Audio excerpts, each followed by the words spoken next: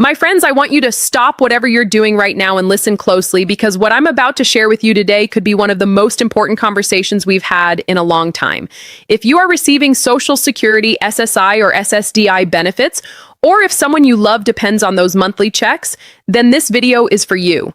And I want you to know I'm not here to scare you. I'm here because I care about you, and because the truth is, too many people are being left in the dark about what's really happening with their benefits in April 2026. Here's something that breaks my heart a little bit. Right now, as of this month, millions, and I mean millions, of Americans on Social Security are receiving less than $1,330 a month. Let that sink in for just a moment. Less than $1,330. That's less than $45 a day to cover your rent, your groceries, your medication, your utilities, and everything else life throws your way. And the hardest part? A lot of these folks don't even know why their check is that low or what they can do about it. They just see that number hit their bank account and they make do. They stretch it, they skip meals, they choose between their heart medication and their electric bill. That is not okay. And today we are going to talk about exactly why so many people are stuck at that low benefit amount, what the government has and hasn't done to fix it, and most importantly, what you can do right now to make sure you're getting every single dollar you're entitled to. So settle in, grab a cup of coffee, and let's get into it together. Now, let's start at the beginning, because understanding why so many people are getting such a small check is the foundation of everything else we're going to talk about today.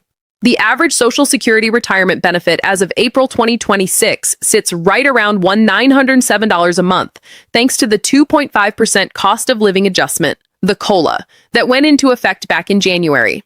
But here's the thing about averages. They can be very misleading, because when you have some people collecting $3,800 a month and others collecting $600, that average number right in the middle doesn't tell the real story. And the real story is that tens of millions of Americans are sitting well below that average, many of them earning less than $1,330 a month. So why is that? Well, there are several reasons. And I want to walk you through each one so you truly understand where your benefit comes from and what affects it. First, Social Security retirement benefits are calculated based on your lifetime earnings.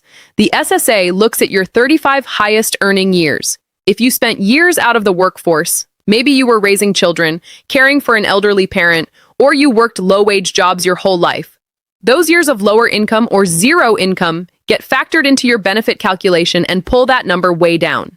Think about a woman who worked as a home health aide her entire career, making $22,000 a year, or a man who took time off in his 50s to care for his sick wife. These are real people. These are your neighbors, and their lifetime earnings simply don't translate into a high monthly benefit. Second, there's the age you claimed your benefits. If you started collecting Social Security at 62, the earliest possible age, your benefit was permanently reduced by as much as 30% compared to what you would have received at your full retirement age. For most people reading this, your full retirement age is 66 or 67. Every month you claimed early, the SSA shaved a little off your check. And that reduction, it doesn't go away. It follows you for the rest of your life. So if your full retirement benefit would have been $2,500 a month, claiming at 62 could have brought that down to around $1,050. That's a real lasting impact on your financial security. Third, for those of you on SSI, Supplemental Security Income, the benefit cap is built right into the program. The maximum federal SSI payment in 2026 is $967 a month for an individual and $1,250 for a couple. Now, some states add a small supplement on top of that, but many don't. And $967 a month, my friends, is a difficult amount to survive on in today's economy. These are our most vulnerable seniors, people who have little to no work history or who have lived with disabilities their entire lives. They deserve more, and yet the system has kept this ceiling artificially low for decades. Now let's talk about the COLA. Every year, the Social Security Administration adjusts benefits based on inflation using a measurement called the CPIW, the Consumer Price Index for urban wage earners and clerical workers. For 2026, that adjustment came out to 2.5%. And look, I want to be fair here. A 2.5% increase is something. After the historic 8.7% COLA in 2023, we've been seeing smaller adjustments. And for 2026, that 2.5% means the average retiree is getting roughly an extra $47 a month compared to last year. On a $1,907 benefit, that's meaningful. But when you're already at $1,000 a month or $1,200 a month, that 2.5% might add $25 to $30 to your check. That's barely a tank of gas. And here's the frustration that so many seniors share. The COLA is supposed to protect your buying power against inflation. But many economists and senior advocates argue that the CPIW doesn't accurately reflect what seniors actually spend money on. Older Americans spend a significantly higher share of their income on healthcare and housing than the working age population that the CPIW is designed to measure. There's an alternative index called the CPIE, the Consumer Price Index for the elderly, and studies have consistently shown that if the COLA were calculated using the CPIE instead, seniors would be receiving notably higher adjustments each year. But as of April 2026, that switch has not been made, and millions of seniors are feeling the gap between what their COLA adds and what their bills actually cost. For those of you on Social Security Disability Insurance, SSDI, the situation carries its own unique challenges. The average SSDI benefit in April 2026 sits at around $1,137 a month. But again, that average hides a wide range, and many SSDI recipients receive far less, sometimes as little as $700 or $800 a month, because their disability began early in their work history before they had years of high earnings behind them. There's also something called the Substantial Gainful Activity Limit, or SGA, that SSDI recipients need to be aware of. In 2026, if you're on SSDI and you try to work, you can earn up to $1,220 a month without it affecting your benefits. For blind individuals, that limit is higher, at $2,700. This is important to know because some people think that any work at all will immediately cut off their disability check. That's not true. The SSA actually has what's called a trial work period, which allows you to test your ability to work for up to 9 months without losing benefits. If you or someone you know is on SSDI and curious about whether you could do some part-time work, please look into the Ticket to Work program. It's a free resource and it could help you earn a little extra income without jeopardizing your benefits. Now I want to take a moment to speak directly to our veterans, because you deserve a dedicated conversation too.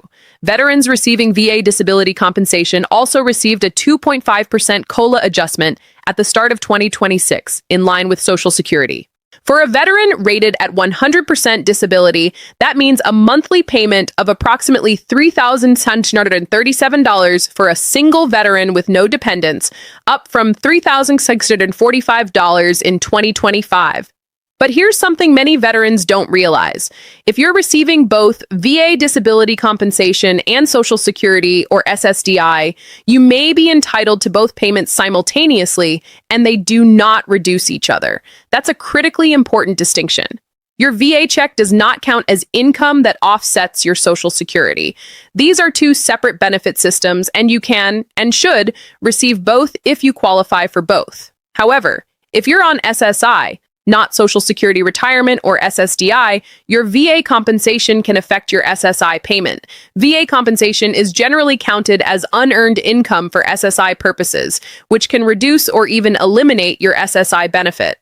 This is a nuance that trips a lot of veterans up, and it's worth sitting down with a VA-accredited claims agent or a Social Security benefits counselor to make sure your benefits are structured in the most advantageous way possible.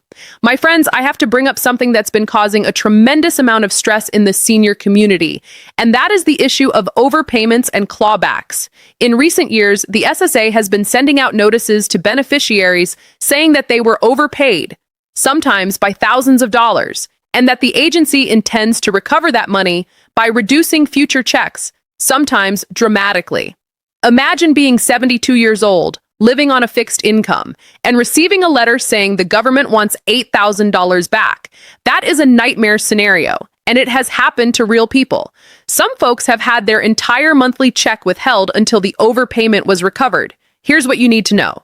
If you receive an overpayment notice, you have rights. You can request a waiver, which asks the SSA to forgive the overpayment entirely if repaying it would cause you financial hardship.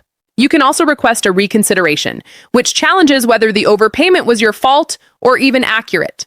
And you can request a lower withholding rate so that if repayment is required, they take a smaller amount out of each check rather than wiping it out entirely. Do not ignore these notices. Do not panic, but act promptly and advocate for yourself, because the SSA has more flexibility than many people realize, and a well-submitted waiver request has a real chance of success. Now, here's the part of this conversation I always love the most, because this is where we talk about what you might be leaving on the table. Did you know that if you are a widow or widower, you may be entitled to survivor benefits based on your late spouse's earnings record? And that in some cases, that survivor benefit could be significantly higher than your own retirement benefit? Many people don't realize they have a choice. You can claim your own benefit first and let the survivor benefit grow, or you can claim the survivor benefit first and delay your own. The strategy depends on your age, your health, and the difference in benefit amounts. But for some people, making the right choice here means hundreds of extra dollars every single month for the rest of their lives. There's also the windfall elimination provision and the government pension offset. Two rules that have historically reduced Social Security benefits for people who also receive a pension from a job that didn't pay into Social Security, like certain government or school district employees. There has been significant legislative conversation around repealing or reforming these provisions, and it's worth checking the current status of any changes because even a partial reform could restore meaningful benefit amounts for hundreds of thousands of affected retirees.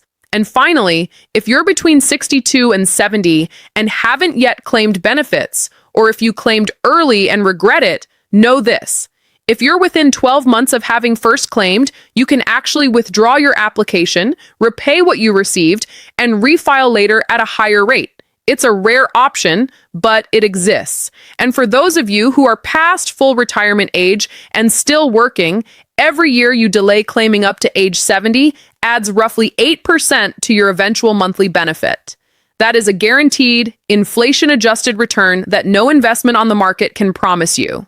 My friends, I know this has been a lot of information, but every single word of it was shared with one purpose: to make sure that you and the people you love are not leaving money on the table. You have worked hard, you have contributed to this system, you have earned these benefits, and you deserve to receive every dollar that belongs to you.